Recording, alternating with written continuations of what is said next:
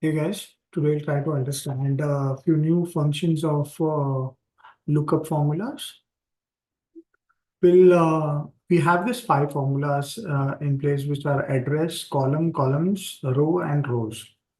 Now let's start with column. I'll take the address at the last. Yeah. Now what column does is column will provide you the column number of a specified cell that you reference to. Yeah.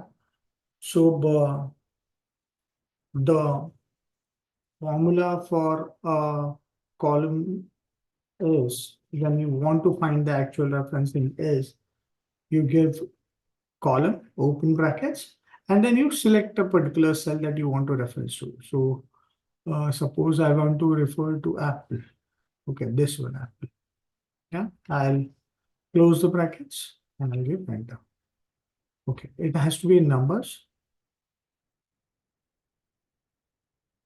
Yeah,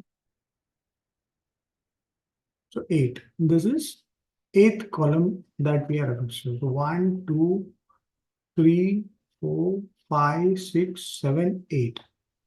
Yeah. So it provides me the column number of a particular cell reference that you are trying to affect to.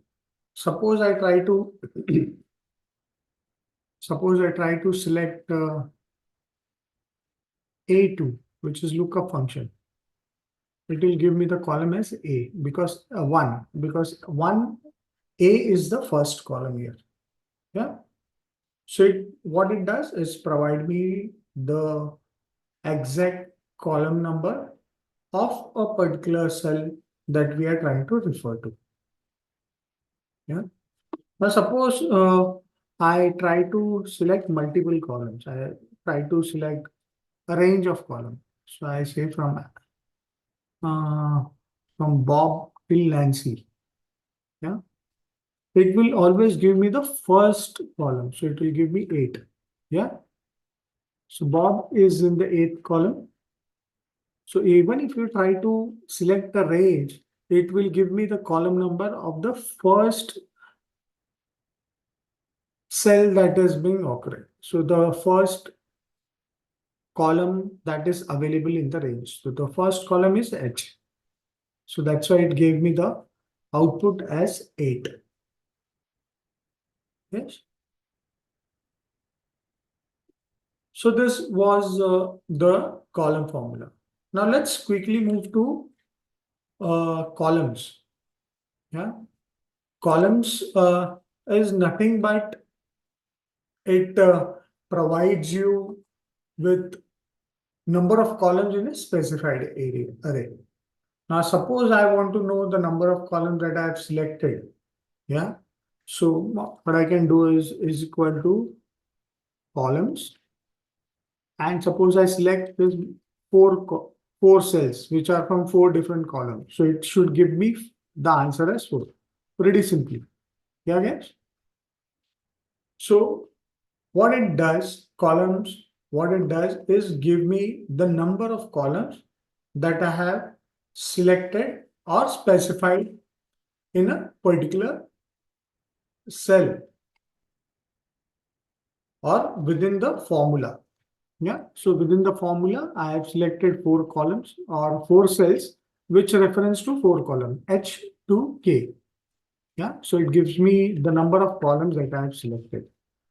You have seen column, it gives me the exact column. Columns give me the number of columns that I have selected.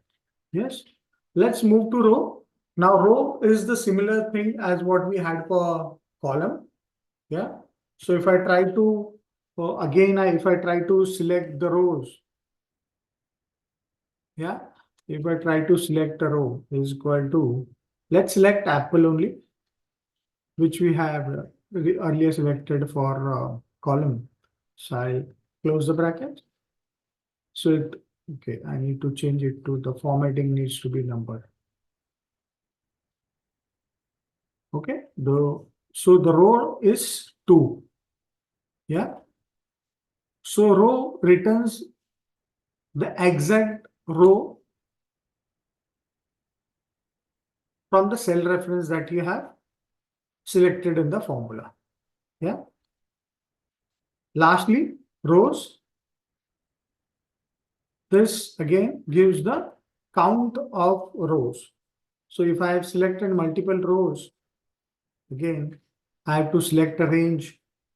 So suppose I select from apple till peach and I close the bracket, it will give me 1, 2, 3, 1, 2, 3, 4, 5. So it should give me 5.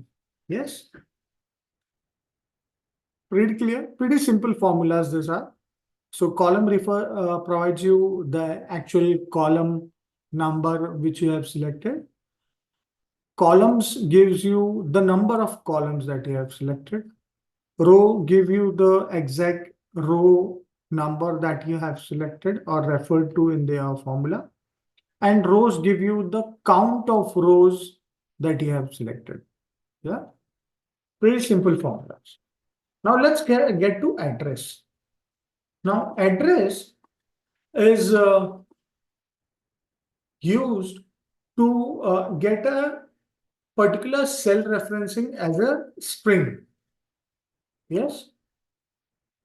Now, if I have to find out the cell reference of a particular row and column, suppose I want to have address is equal to, I write the formula for address is equal to address. I'll open the brackets. I have to specify the row and column, whereas others are optional values. So you see, this one is an optional value. This one is an, these two are also optional value. We'll see to those optional values as well. So let's start with, I suppose I give 1, comma 2. So what I'm doing is I'm referring the first row and the second column. Yes. So it gives me the exact P1. So first row, yeah, and the second column. Yeah. This is the first row and this is the second column, which is B1. Yeah. And it by default gives you absolute referencing. Absolute referencing means the cell reference is always preceded by dollar signs. Yeah. So it always give you absolute referencing by default. It is always by default. Yeah. Now suppose I want to change the absolute referencing to say I want the row to be absolute and column to be relative. Yeah. So I'll say by default it is 1, which is giving me $B $1, which is absolute referencing. If I put 2, which is absolute relative mode, you'll see the column is relative and the row is absolute. So 1 is absolute because the dollar sign is preceding 1. Yeah, if the dollar sign would have preceded by B, then it would have been a different, which we'll see here. So if I put 3, you'll see now the column is absolute, yeah, and the row is relative. Let's check for 4. So now both are relative. Even the row and column, both are relative. Yes. Let's walk to the next option. Now use A1 notation. Now A1 notation, if by default it is true, that's why it is providing you with B1 as the referencing. But if I change it to false, it will give me R1 C1 as the notation. You see this? So R1, which is the first row and the second column. So this is R1 C1 notation. If I put the notation A1 notation as false. Yes. And lastly, if I have to refer to some other sheet, suppose I want to refer it to lookup data, which is my other sheet. So the last option is the sheet referencing that you have to give. So lookup data. So this is how you can refer to a particular sheet, particular address in a particular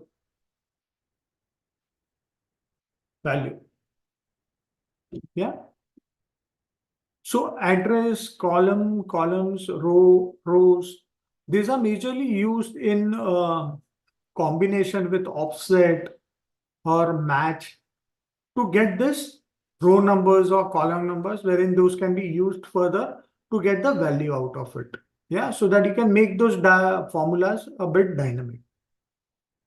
I hope you will use these formulas for your analysis. Thank you so much.